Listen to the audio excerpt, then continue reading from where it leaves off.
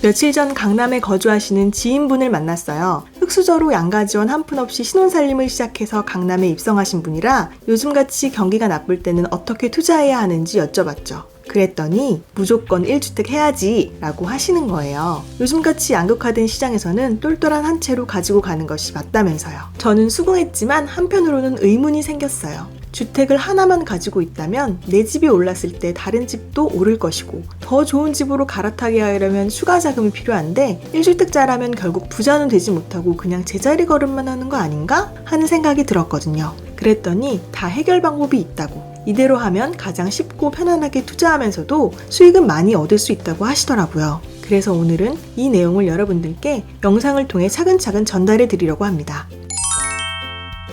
경기가 나쁠수록 부동산 시장은 양극화가 심해집니다. 입지와 상품성에 따라 가격 흐름이 완전히 달라지는 거죠. 예를 들어 부동산 시장 상승기였던 2021년 하반기만 해도 강남구 음마아파트 34평이 28억, 강동구 고덕 그라시움 25평이 15억으로 음마아파트 한 채 가격보다 고덕 그라시움 두 채 가격이 더 높았습니다.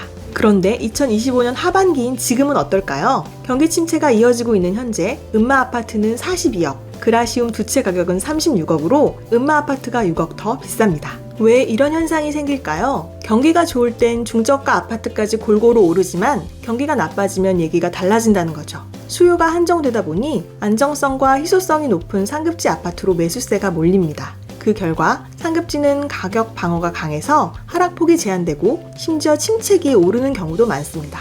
음마아파트는 강남 핵심 입지라서 탄탄한 수요층이 버티고 있습니다. 반면 고덕 그라시움은 상품성은 뛰어나지만 입지와 생활권 측면에서 강남 대치제 역할을 완벽히 하기엔 한계가 있죠. 그래서 경기가 좋을 때는 가격 격차가 줄었지만 경기가 나빠지자 다시 벌어지는 겁니다. 그렇기 때문에 경기가 나쁠수록 여러 채의 분산해서 보유하는 것보다 최대한 상급지에 한 채만 투자하는 1주택자 전략이 유리합니다.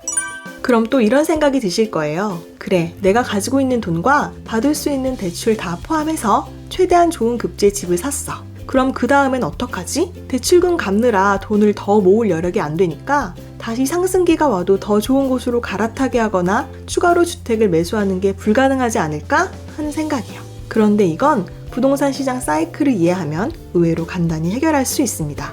이게 무슨 얘기냐면요. 혹시 아파트값 오차 파동이라는 책 들어보신 적 있으신가요? 한국 부동산 시장의 역사와 가격 흐름을 파동 형태로 정리한 부동산 고전인데요. 현재는 절판되어 중고시장에서 비싼 가격에 거래되고 있습니다. 이 책은 1962년부터 2000년까지 아파트 시장의 주요 파동을 1차부터 5차까지 나누어 분석합니다. 부동산 시장은 일정한 사이클로 반복되는데 매번 다르지만 어떤 특정한 원인으로 인해 부동산 시장에 상승이 찾아오고 그때마다 정부는 부동산 대책을 내서 대응을 하는데 그 방식이 매번 비슷하다는 겁니다. 부동산 시장이 계속 침체되면 정부는 다양한 부양책을 쓰는데 금리를 인하하고 취득세를 감면해주고 심지어 양도세를 면제해주기도 하죠. 대출 규제 완화도 대표적인 부양책 중 하나입니다. 그러니까 우리는 똘똘한 한 채를 가지고 있으면서 대출을 잘 갚고 있다가 정부가 대출을 완화하는 정책을 발표하면 가지고 있는 집을 담보로 추가로 대출을 받아서 투자를 하면 되는 겁니다.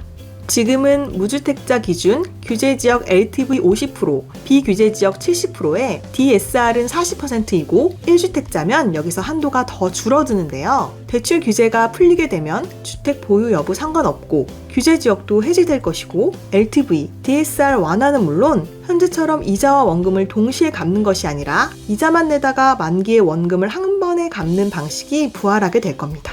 기존 집을 담보로 추가로 대출을 받는 것도 그 대출금으로 집을 사는 것도 당연히 가능해질 겁니다. 그야말로 정부에서 빚내서 집 좀 사세요 하는 시기가 다시 온다는 거죠. 이건 제 뇌피셜로 하는 얘기가 아닙니다. 실제로 부동산 시장은 침체와 정부의 부양, 그리고 상승, 다시 이어지는 정부의 규제, 그리고 결국 하락을 반복해왔습니다. 인간은 같은 역사를 반복하는데 매번 이번은 다를 거라는 어리석음과 탐욕으로 같은 실수를 되풀이해오고 있다는 건데요. 너무 멀리 갔네요. 그럼 이제 마지막으로 쉽고 간단하게 정리해드릴게요. 무주택자분들은 웬만하면 집을 사세요. 실거주던 갭투자건 내가 살 수 있는 한도 내에서 가장 좋은 입지에 내 집 마련하시기 바랍니다. 이건 부동산 자산시장에 참여하는 입장권 같은 거예요. 1주택도 없다면 자산시장의 인플레이션을 절대 방어할 수 없습니다. 1주택자분들 중 여유가 되시는 분들은 갈아타기를 고려해보세요.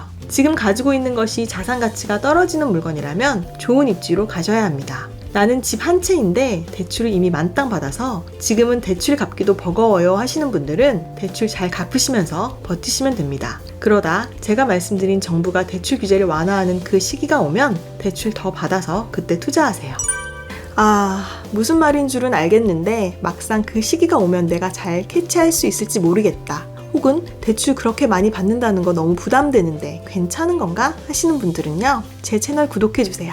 제가 앞으로 영상에서 내 집 마련과 관련된 정보들 쉽고 자세하게 알려드릴게요. 내가 직접 경험해보지 못했어도 많이 보고 듣는 것만으로도 공부가 되잖아요. 여러분이 유튜브 보시는 시간이 그냥 흘러가는 시간이 아니라 간접 경험으로 의미 있는 시간이 되도록 하겠습니다. 그럼 오늘보다 내일 더 부자 되세요.